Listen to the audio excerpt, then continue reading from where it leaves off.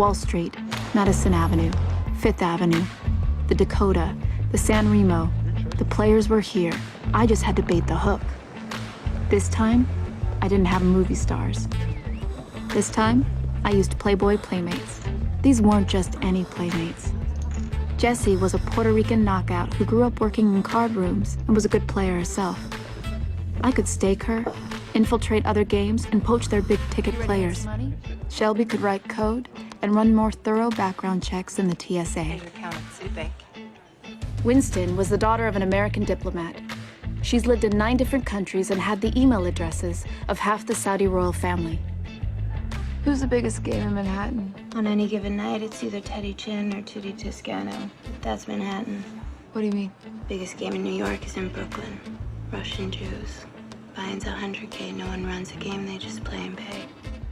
We couldn't promise anyone they'd rub elbows with movie stars, but New York has one thing Hollywood doesn't: the Yankees. And there was one Yankee in particular that every man in America would line up to lose to. Don't say his name out loud. Write it on a cocktail napkin, crumple the napkin up, put it in a glass of water so they can see the ink dissolve. That's really necessary? No, it's not at all necessary. When do we tell them the game's gonna start? Tell them it's been happening once a week for about 6 months at a location you won't disclose right now. There's a pretty long waiting list for a chair, but Molly's here somewhere, and I'll introduce you to her. 50K buy-in, blinds are 5 and 1. Yeah, 50. Mall, 50K buy-in. No, 250. That's gonna make noise. Enough to be heard on Rodeo Drive.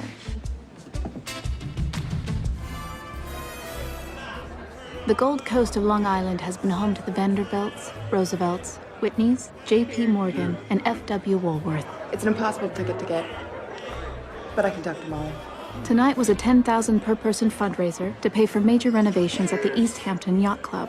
Molly's around here somewhere. I could introduce you, but I wouldn't get my hopes up. That's for real. There was a charity event for residents of the Hamptons who own yachts. In my business, that's called a target-rich environment. I have to tell you, the initial buy-in is $250,000. $250,000, that's almost as much as my second car. Your friends come to the games? Mm-hmm. It took only 7 weeks of recruiting to get 10 players and 7 on a waiting list. And in these circles, that was more than enough to start the mythology. By morning, gamblers would be telling and hearing stories about this game in London, Tokyo, and Dubai. All in. At the end of that year, I reported an income of $4,773,000. Every square inch of it legal and on the books. I was the biggest game runner in the world. All tips. I still hadn't taken a rake, and I still hadn't accidentally recruited members of a Russian crime syndicate.